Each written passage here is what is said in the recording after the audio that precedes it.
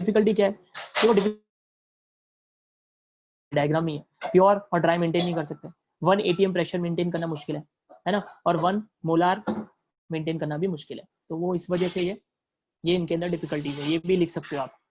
The concentration of H plus ion solution cannot be exactly maintained at 1 molar due to bubbling of hydrogen gas into the solution. Evaporation of water may take place.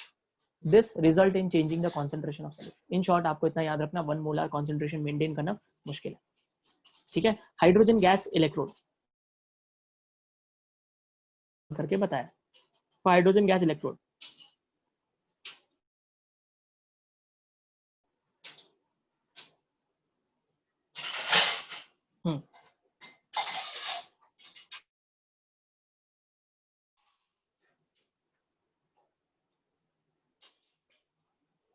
वही electrode reaction लिखा, 2H plus plus 2 electron gives you H2, है ना। Now equation कैसे use करते हैं, electrode potential is equal to standard electrode potential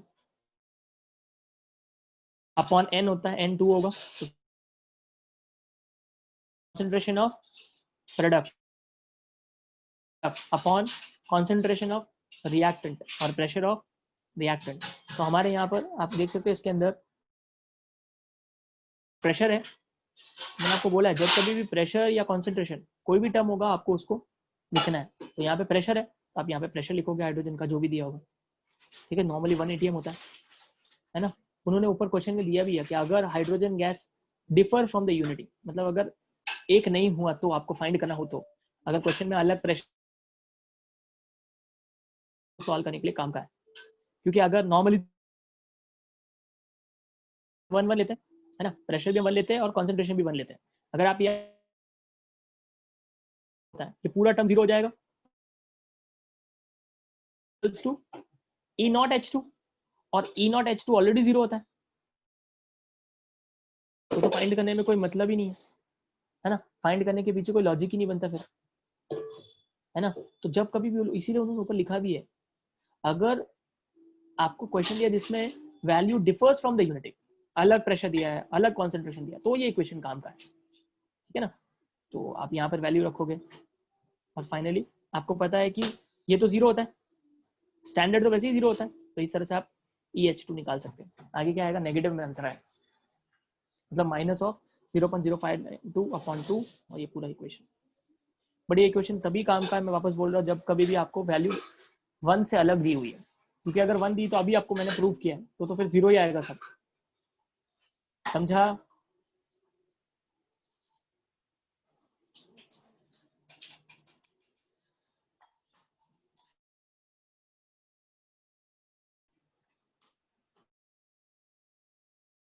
खूब आवाज आ रही है, क्योंकि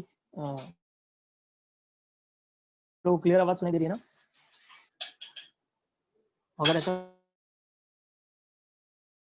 रिकॉर्डिंग में आई गेस आवाज आ जाएगी, परफेक्ट।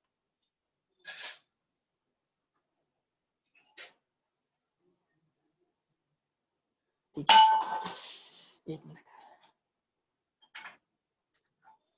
ओके, इतना समझ में आ गया, ठीक है। इसके बाद देखो, galvanic cell used in day to day life, ये वापस पूरा थियोरेटिकल है, हम जो galvanic cell day to day life में यूज करते हैं वो, तो वही उन्होंने भी यहाँ पे बताया होगा, primary cell and secondary cell, है ना। मैंने आपको बताया था प्राइमरी सेल वो होते हैं जिनको हम रिचार्ज नहीं कर सकते वापस, जैसे आप रिमोट के अंदर आप यूज करते हो अपने अपने आपके वॉल के अंदर जो वॉच आती है, वॉच जो लगाते हैं हम, है ना, क्लॉक जो लगाते हैं, उसमें भी देख लो आप, नॉर्मली जो भी सेल यूज करते हो, है ना, ब्रिस्ट वॉच में भी जो हम यूज करते हैं, वो सब सेल कैसे होते हैं, नॉर्मली आपने देखा होगा, जैसे उनके अंदर बैटरी खत्म हो जाती है हम उसे बाहर फेंक देते हैं, है ना।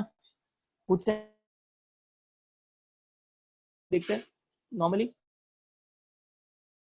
प्राइमरी वोल्टेज सेल है, प्राइमरी मीन जिनको हम रिचार्ज वापस नहीं वापस यूज कर सकते हैं, they are known as secondary voltage cell, उनको हम सेकेंडरी वोल्टेज सेल बोलते हैं। पहला डिफरेंस तो ये समझ में आना चाहिए, ठीक है। देखो क्या लिखा है, वोल्टेइक और galvanic cell is common use in common primary voltage cell when a galvanic cell generation the chemicals are consume. जब कभी भी गैल्वेनिक सेल यूज होता है तो उसके अंदर क्या होता है, केमिकल्स,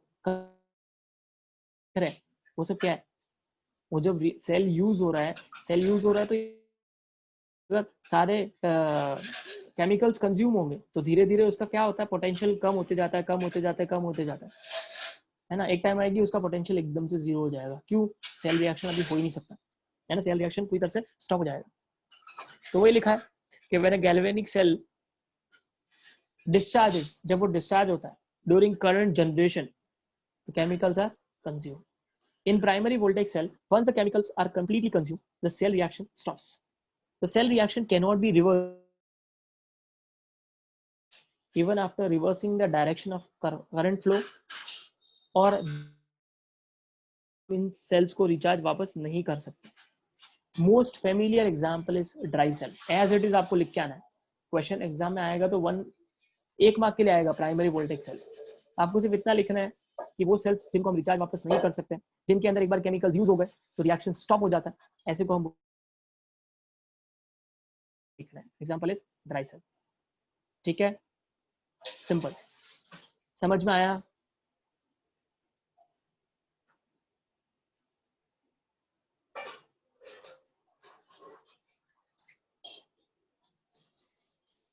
क्लियर है?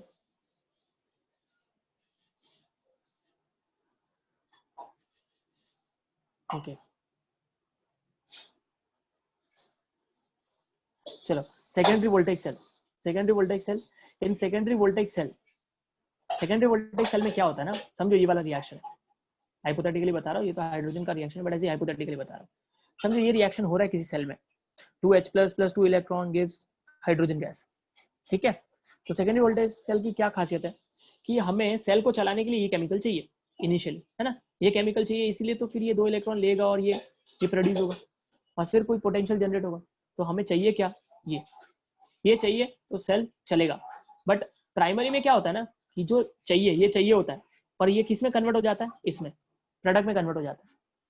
बट हमारा सेल चलता किसकी वजह से, इस वजह से। तो ये वापस हम प्रोड्यूस नहीं कर सकते प्राइमरी में, ये हम वापस प्रोड्यूस नहीं कर सकते, इसीलिए वो सेल एक बार बट सेकेंडरी वोल्टेज सेल की क्या खासियत है ना, सेकेंडरी वोल्टेज सेल की खासियत ये है कि समझो अगर इसके वजह से आपका सेल चल रहा है, जब सेल चल रहा है तो ऑब्वियसली ये किस में कन्वर्ट होगा, प्रोडक्ट पोटेंशियल जनरेट होगा, इसको हम यूज करते हैं।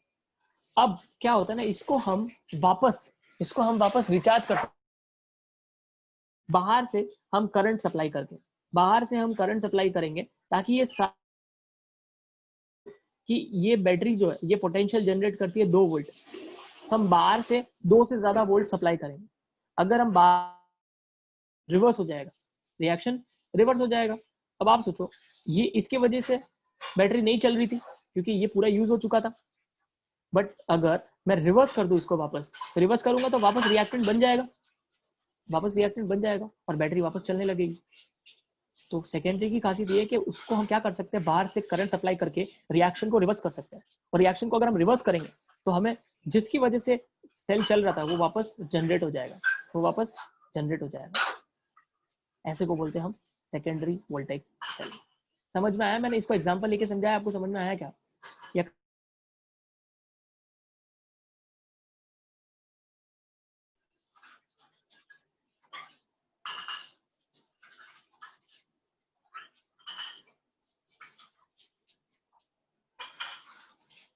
समझ में आया? या कुछ डिस्टर्बेंस टाइप तो नहीं हो रहा है? मेरी आवाज क्लियर आ रही है आप लोगों को? बैकग्राउंड में जो भी आ रहा है उस पर ध्यान मत दो। आपको मेरी आवाज समझ में आ रही है? बीच में ब्रेक हो रहा है आवाज, मुझे लग ही रहा है कुछ तो इश्यूज है।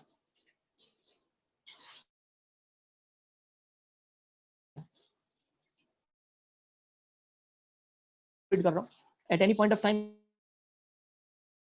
ये तो प्लीज मुझे बताओ, क्योंकि फिर कोई मतलब नहीं निकलता ना, इसलिए। हाँ, मैं क्या बता रहा हूँ कि समझो ये एक रिएक्टेंट है ए, ठीक है, एक रिएक्टेंट है ए, इसकी वजह से बैटरी चलती है, ठीक है, और ये रिएक्टेंट किसमें कन्वर्ट हो जा रहा है, बी में। जब ये ए से बी में कन्वर्ट हो रहा है, उसकी वजह से एक पर्टिकुलर करंट जनरेट होता है, उसकी वजह से एक पर्टिकुलर पोटेंशियल जनरेट होता है, उसको हम यूज करते हैं बैटरीज में, उसको हम यूज करते हैं, बराबर है। और ए से वो बी में कन्वर्ट होगा तो ही करंट जनरेट होगा, और फिर बराबर है। प्राइम अब वापस बी से ए में नहीं जा सकते, किसकी जरूरत पड़ती है, ए की, क्योंकि अगर ए होगा, जब वो ए बी में कन्वर्ट होगा तभी तो अब पोटेंशियल जनरेट होगा, तो ही हम सेल को यूज कर पाएंगे। बट प्राइमरी में क्या होता है कि ए से एक बार बी में कन्वर्ट हो गया तो वापस बी से आप ए में लेके नहीं आ सकते। अगर आप बी से ए में लेके नहीं आ पाओगे, बी से ए में लेके नहीं आ पाएगी आपकी प्राइमरी सेल, वो हो गया, ठीक है। भाई अगर हम सेकेंडरी वोल्टेज सेल की बात करें तो सेकेंडरी वोल्टेज सेल की क्या खासियत है कि एक बार अगर ए बी में कन्वर्ट हुआ भी, ए बी में कन्वर्ट हुआ भी, और समझो ए जब बी में कन्वर्ट हो रहा है तो पोटेंशियल जनरेट हो रहा है 2 वोल्ट, ठीक है, पोटेंशियल कितना जनरेट हो रहा है 2 वोल्ट। हम क्या करते हैं, इन बैटरीज को बाहर से करंट सप्लाई करते हैं, बाहर से इसको जब इनके अंदर हम 2 वोल्ट से करंट ज्यादा सप्लाई करेंगे तो ये जो बी है ये वापस किसमें कन्वर्ट हो जाएगा, ए में। वापस धीरे धीरे सारा बी जो है वो किसमें कन्वर्ट हो जाएगा, ए में। और अगर वापस सारा बी जो है ए में कन्वर्ट हो गया, हमें पता है ना कि हमें बैटरी को चलाने के लिए किसकी जरूरत है, ए की, और ये तो अभी वापस तो वापस बैटरी चलने लगेगी। ये कंसेप्ट है सेकेंडरी वोल्टेज सेल का। तो सेकेंडरी वोल्टेज सेल में क्या खासियत है ना कि हम रिएक्शन को रिवर्स कर सकते हैं बाय एक्सटर्नल करंट। ऐसा प्राइमरी में नहीं हो सकता। प्राइमरी में हम कितना भी करंट सप्लाई कर दे, एक बार प्रोडक्ट बन गया वो वापस रिवर्स नहीं हो सकता। ऐसे को हम प्राइमरी वोल्टेज सेल बोलते हैं। समझ में आया मैंने अभी क्या बोला?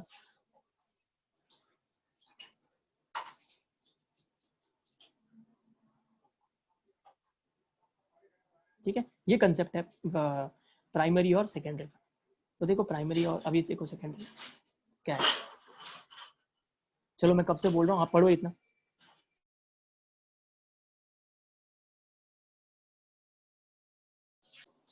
मैं म्यूट कर रहा हूँ, आप पढ़ो, हो जाए तो मुझे बता दे।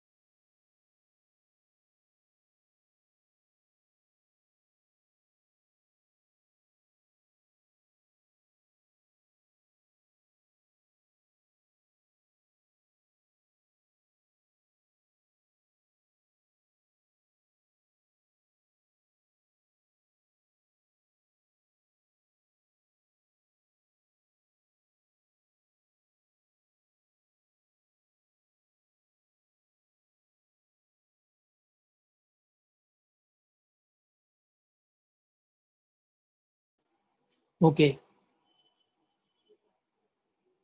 आई होप आप लोगों को समझ में आ गया होगा। तो इन सेकेंडरी वही सब लिखा है जो मैंने अभी समझाया। मैं एक बार मैं भी पढ़ लेता हूँ।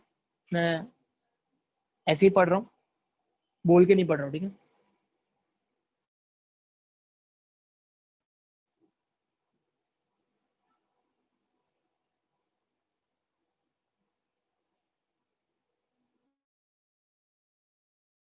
मैंने जो बताया है ना, current reverse charging of the cell. ठीक है, हाँ सबसे ज्यादा इंपॉर्टेंट पॉइंट, और ये सीईटी में भी बहुत बार आया है, नीट में भी, जेई में पूछ सकते हैं, वेरी वेरी इंपॉर्टेंट। आपको पता है अब तक अब टाइप के होते हैं, एक इलेक्ट्रोलाइटिक और एक हमने पढ़ा था, एक इलेक्ट्रोलाइटिक होता है और एक गैल्वेनिक होता है। तो लोग पूछेंगे जब सेल रिचार्ज, जब सेल डिस्चार्ज हो रहा है तब वो कैसा बिहेव करता है, और जब सेल रिचार्ज होता है तब वो कैसे बिहेव कर रहा है। तो दिमाग लगाओ कि जब सेल डिस्चार्ज हो रहा है, तो डिस्चार्ज हो रहा था एक्चुअली क्या हो रहा है उस समय, उस समय क्या हो रहा है, chemical energy is converted into electrical energy, है ना। केमिकल ऑलरेडी है, हम उसको किस में कन्वर्ट कर रहे हैं, इलेक्ट्रिकल एनर्जी में कन्वर्ट कर रहे हैं। तो जब chemical energy is converted into electrical energy, ऐसे को हम क्या बोलते थे, जब chemical energy is converted into electrical, galvanic. जब हम उसको रिचार्ज कर रहे हैं, ध्यान से मेरी बातें सुनो, जब हम रिचार्ज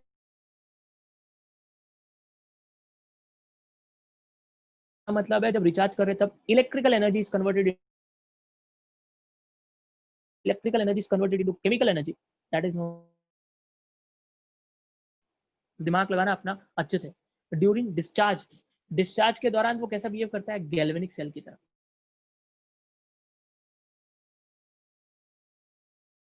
पता है, electrolytic. See that secondary cells are galvanic during discharge. इसके एग्जांपल्स क्या है, सेकेंडरी सेल्स के एग्जांपल क्या लिखोगे, लेड स्टोरेज बैटरी, जिसको हम डिटेल में पढ़ना है। क्लियर, मैंने क्या बोला,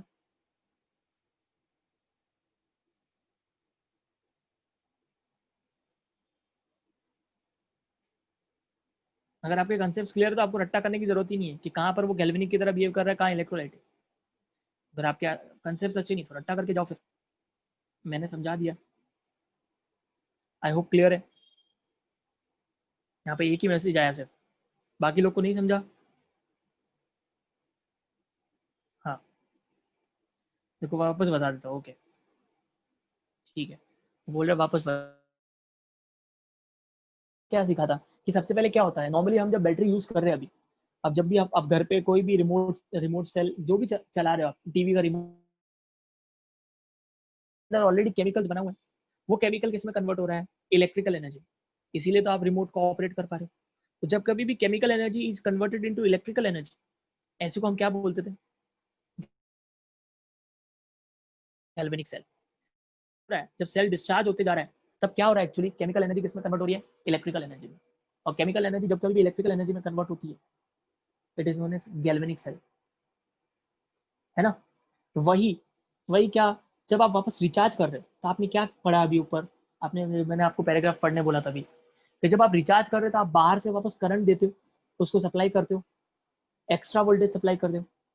तो बाहर से इस बार क्या हो रहा है, करंट सप्लाई कर रहे हो और उसकी वजह से वापस केमिकल रीजनरेट हो रहा है। तो electrical energy is converting into chemical energy, मतलब वापस इलेक्ट्रिकल एनर्जी जो है वो किस में कन्वर्ट हो रही है, केमिकल एनर्जी। आज हो रहा है तो electrical energy is converting, electrical energy is converted into chemical energy. ऐसे को क्या बोलते हैं हम, ऐसे को हम क्या बोलते हैं, इलेक्ट्रोलाइटिक सेल, इलेक्ट्रोलाइटिक सेल वही लिखा है यहाँ पे, समझा।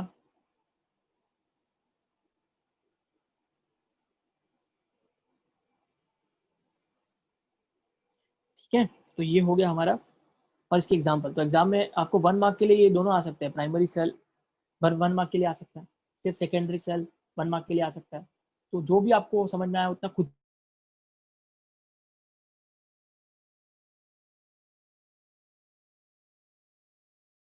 ये सब छोटे छोटे टॉपिक मेरे ख्याल से क्या है इसमें, तो उनको पढ़, हाँ उसके एग्जाम्पल। अभी देखो सबसे पहले हम ड्राई सेल पढ़ने वाले, ड्राई सेल किसका एग्जाम्पल है, प्राइमरी वोल्टेज सेल का, है ना, प्राइमरी वोल्टेज सेल का था।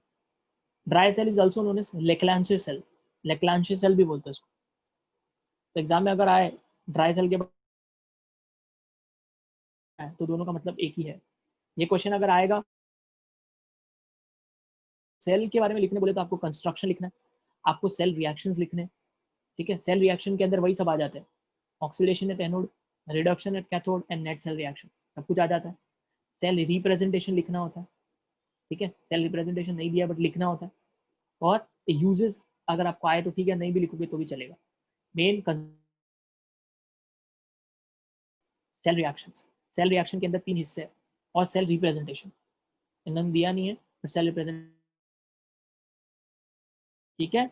ये इस तरह से आप लिखोगे तो ऑब्वियसली ये ज्यादा मार्क के लिए आएगा, 3 मार्क के लिए या जो भी आपके क्वेश्चन एग्जाम में आते हैं 3 मार्क के लिए।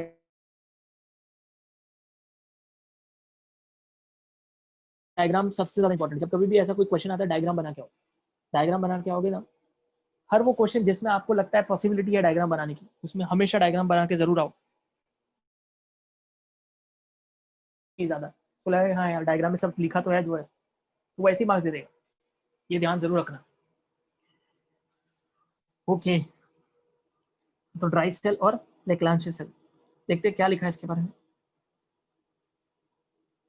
Okay, it is a cell without liquid compartment, इसके अंदर कोई भी लिक्विड नहीं है, इसमें लिक्विड होता नहीं है, but the electrolyte is not completely dry. इसके अंदर जो देखो, नॉर्मली हमने अब तक क्या पढ़ा है कि हम सेल में इलेक्ट्रोलाइट लेते हैं, और इलेक्ट्रोलाइट नॉर्मली कैसा होता है, लिक्विड फॉर्म में होता है ना, एक्वस फॉर्म में होता है, बट इसमें ऐसा नहीं है। इसमें इलेक्ट्रोलाइट जो है वो लिक्विड फॉर्म में नहीं है, बट पूरी तरह से ड्राई भी नहीं है, मतलब पेस्ट जैसा है, ठीक है, सेमी सॉलिड बोल सकते हैं। वही लिखा है, it is a viscous aqueous paste, ठीक है, पेस्ट के फॉर्म में। उसके बाद इसका कंस्ट्रक्शन आप देख सकते हो यहाँ पर, देखो ये नॉर्मल बैटरी है जो हम आपको अगर बताती थी पहले, जो अभी शायद इतनी यूज नहीं होती है, मैंने इतनी मोटी सी होती है ना, उसके बाहर ऐसा एक प्रोजेक्शन भी होता है जो यहाँ पे ऐसे सरफेस पे दिखता है, ये देखो ये, आई होप आपने देखा है ना समय कि नहीं देखा यार। नॉर्मल सेल भी ले लो, वही है नॉर्मल सेल भी, बट ये थोड़ी मोटी जैसी दिख रही है, इसलिए मैं आपको, अगर वो इमेजिन कर पाओगे ना तो आपको ज्यादा अंडरस्टैंडिंग अच्छी आ जाएगी। टॉर्च में जो यूज होती थी, आजकल लोग टॉर्च यूज करेंगे क्यों, मोबाइल में ही सब कुछ है,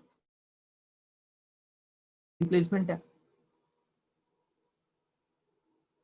आई होप आपको,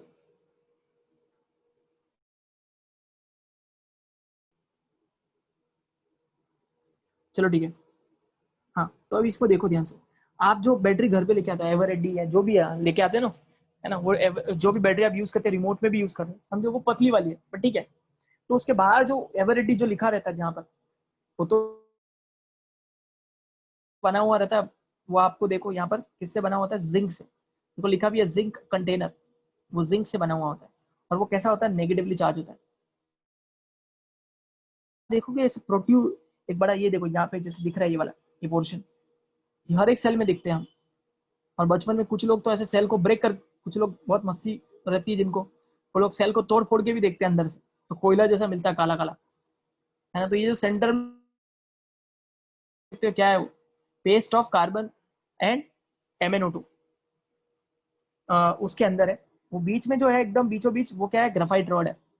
ग्राफाइट रॉड मतलब कार्बन से बना हुआ है, तो ग्राफाइट जो है वो पॉजिटिव की तरह बिहेव करेगा, जिंक जो है वो नेगेटिव की तरह बिहेव करेगा, ठीक है। और आप ध्यान से देखो, ये जो ग्राफाइट रॉड है, उसके बाद एक और ये देखो, ये चेम्बर है, दिख रहा है ये चेम्बर, ये पूरा चेम्बर है, तो इस चेम्बर के अंदर पेस्ट भरा हुआ है, यहाँ पर पूरा पेस्ट है, यहाँ पर पेस्ट भरा हुआ है। कौन सा पेस्ट है वो, लिखा है ना, paste of MnO2 plus carbon का, ठीक है, ओके। उसके बाद देखो, ये ऊपर की तरफ जो कैप है वो ब्रास का कैप है, जो ब्रास आप सबको पता होगा, इट्स एन एलॉय, ठीक है, वो इतना। सिमिलरली आप देख सकते हैं उसके अलावा यहाँ पर भी पेस्ट है, यहाँ पर भी पेस्ट है, पेस्ट भरा हुआ है, और of NH4Cl and zinc chloride, तो दो पेस्ट है, एक एक जो है वो पॉजिटिवली चार्ज इलेक्ट्रोड के उधर है, और एक जो है वो नेगेटिवली चार्ज इलेक्ट्रोड के उधर है, ठीक है, इतना समझ में आया मैंने क्या बताया, तो आपको कंस्ट्रक्शन समझ में आ जाएगा, क्लियर है।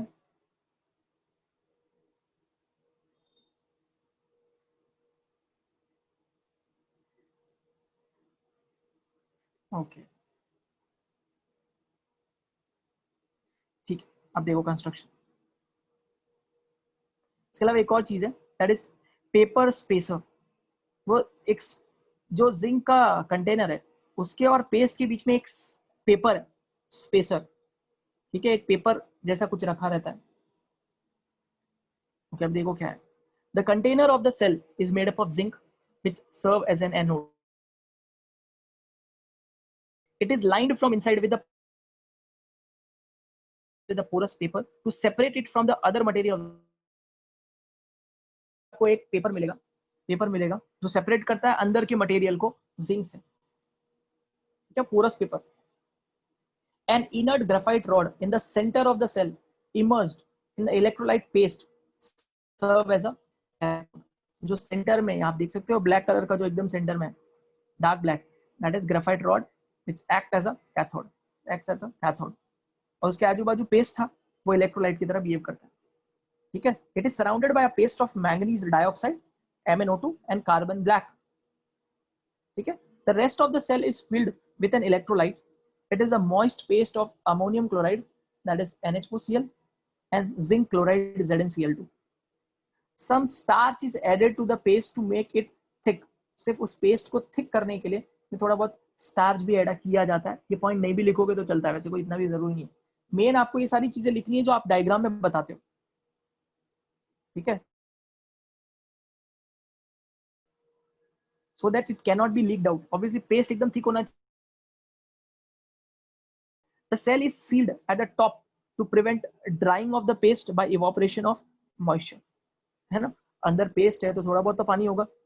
अगर आप उसको ओपन रखोगे तो वो उसमें से इवापोरेशन होके वो मॉइस्चर तो ऊपर से आपने देखा भी होगा ऊपर ये सी लगा रहता है ऐसा, ये जो है. तो ये कंस्ट्रक्शन है. क्लियर है कंस्ट्रक्शन. मैं पहले ही बता चुका हूं जो डायग्राम में है वही सब लिखा है यहाँ पर. इतना कर सकते हो. फिर डायग्राम, फिर कंस्ट्रक्ट. क्लियर है इतना.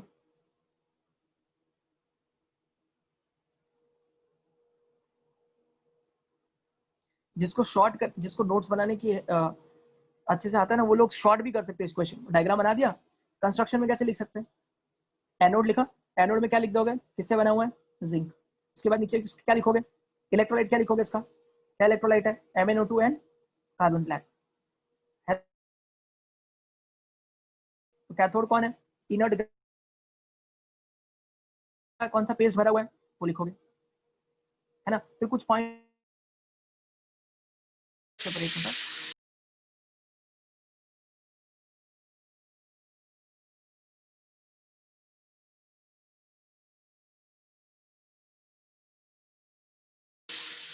ओके. तो इस तरह से आप शॉर्ट में भी लिख सकते हो. मैं पूरा बताने वाला नहीं हूँ. जिनको आता है डिपेंड, हर एक का लिखने का तरीका अलग अलग होता है. जैसे भी आप लिखते हो तो आप पढ़ के इसको शॉर्ट भी कर सकते हो गया इतना. एनोड कौन है, एनोड जिंक. आपको पता है जिंक पे कौन सा रिएक्शन होगा. एनोड क्या करता है, ऑक्सीडेशन. ऑक्सीडेशन +2 इलेक्ट्रॉन्स, है ना. तो when cell operates the current is drawn from the cell and metallic zinc is oxidized to Zn+2 ions. Cathode कौन है, ग्राफाइट. द इलेक्ट्रॉन निकले flow along the container at cathode NH4+ ions are reduced. Graphite rod भले ही cathode से बना हुआ है but आप देख सकते हो कि रिडक्शन किसका हो रहा है, NH4+ का. उसके आजू बाजू भरा हुआ था ना हमने NH4+ पेस्ट, उसका होता है. क्योंकि ग्राफाइट तो क्या होता है, इनर्ट इलेक्ट्रोड है. ठीक है. तो क्या उसमें क्या होगा, अमोनिया जो है वो 2 इलेक्ट्रॉन लेगा, अमोनियम आयन सॉरी, इसमें कन्वर्ट हो जाएगा अमोनिया में, और साथ में hydrogen gas. Hydrogen gas produced in reduction reaction is mixed with. आपको पता है रीजन क्या है MnO2 का लेने का, वो भी पूछते क्वेश्चन. 1 मिनट रुक जाओ. हाँ, पूछते कि MnO2 क्यों लिया गया, क्या रीजन है इस MnO2 का. रीजन ये है कि जब हाइड्रोजन लिबरेट होता है, यहाँ पे देखो आप, हाइड्रोजन लिबरेट हो रहा है, इसी को भी रिड्यूस कर सकते हैं. इसलिए ये हाइड्रोजन किसी और के साथ रिएक्ट ना हो, इसीलिए इसको कैप्चर करने के लिए इसको कोई पकड़ के रखे, इसलिए हम MnO2 यूज करते हैं. MCQ आता है. देखो लिखा भी है, hydrogen gas produced in the reduction reaction is oxidized by the MnO2 and prevents it collection on cathode. इसके साथ रिएक्ट करके कुछ और ही बना दिया उसने. लिखना है नेट रिएक्शन क्या करेंगे और इसको, तो देखो हमने दोनों रिएक्शन को जोड़ दिया. 1 मिनट यार ये पेज, हाँ, तो हमने इन दोनों रिएक्शन को जोड़ दिया.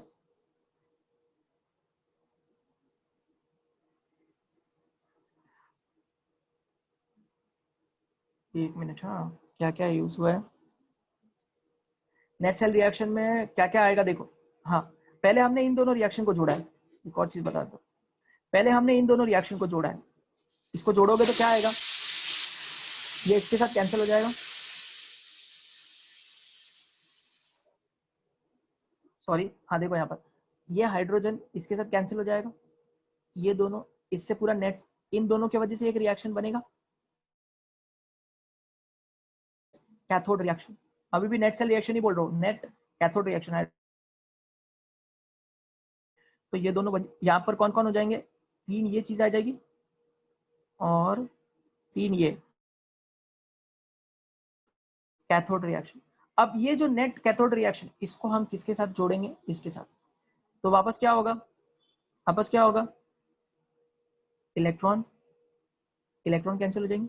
अब कौन कौन है देखो, जिंक, अमोनियम, ये तीन दिखेंगे हमें रिएक्टेंट साइड में।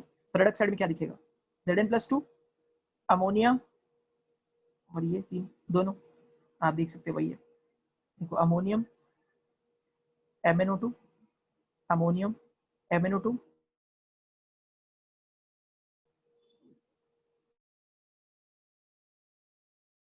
जिंक, अमोनियम MnO2,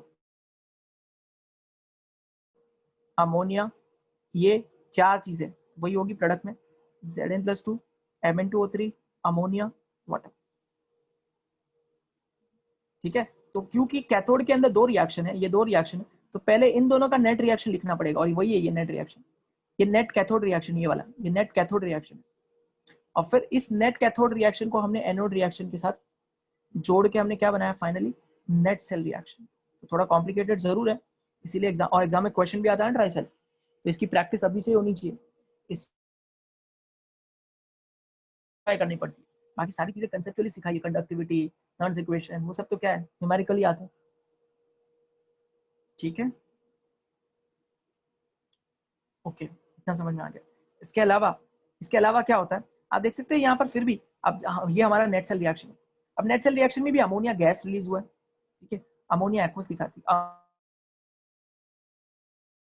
तो क्या होता है, ये जेड,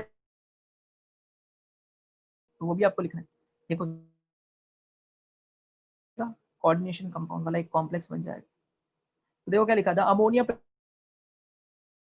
ट्यूबल कंपाउंड कंटेनिंग, इस तरह से। और इन्होंने एक चीज तो दी नहीं, एक तो सेल रिप्रेजेंटेशन, और इसका वोल्टेज कितना होता है, ये आप प्रीवियस पहली वाली बुक से फॉलो कर सकते हो। ठीक है, तो इसका वोल्टेज जितना मुझे याद है 1.23 वोल्ट होता है, एकदम इजी भी है याद रखना, 1.23 वोल्ट। क्लियर है, किसी को कोई डाउट है तो बताओ। यहाँ पे कुछ स्टूडेंट गायब क्यों हो जाते हैं, मुझे समझ नहीं आता। चलो, जो पढ़ने वाले वो लोग तो है ना।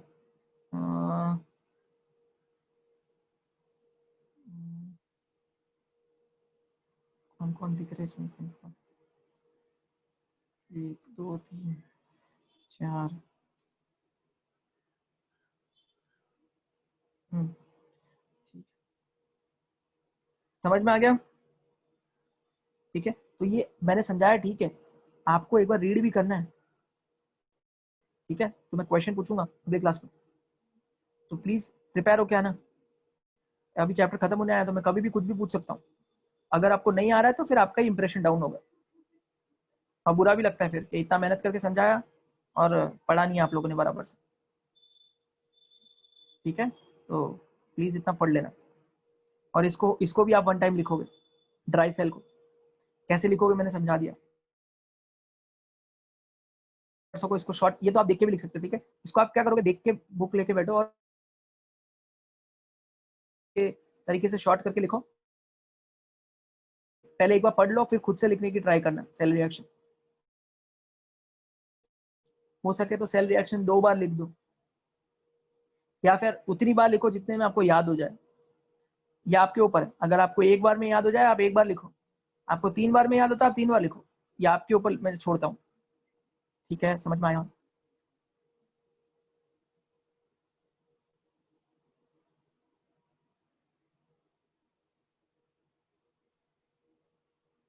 ठीक है। सिंसियरिटी से इतना तो काम कर ही लोगे, आपके लिए बोल रहा हूँ। ठीक है, चलो तो आपका होमवर्क मैंने आपको बता दिया। क्या क्या करोगे आप होमवर्क?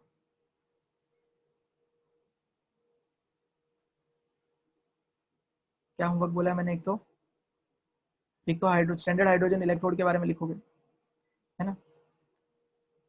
फिर शॉर्ट में प्राइमरी और सेकेंडरी वोल्टेज सेल के बारे में भी आप लिख सकते हो, जितना 1 मार्क के लिए आता है उतना शॉर्ट शॉर्ट में, और ड्राई सेल के बारे में लिखोगे।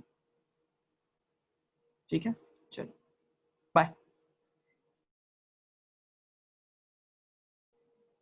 कोई डाउट है तो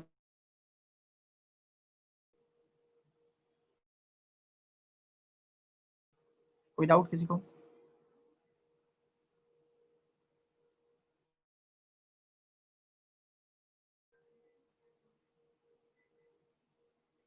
कोई doubt? No sir. Yes sir. Okay, तो मैंने जितना होमवर्क बोला है उतना कर लेना, एंड देन नेक्स्ट लेक्चर में मिलते हैं।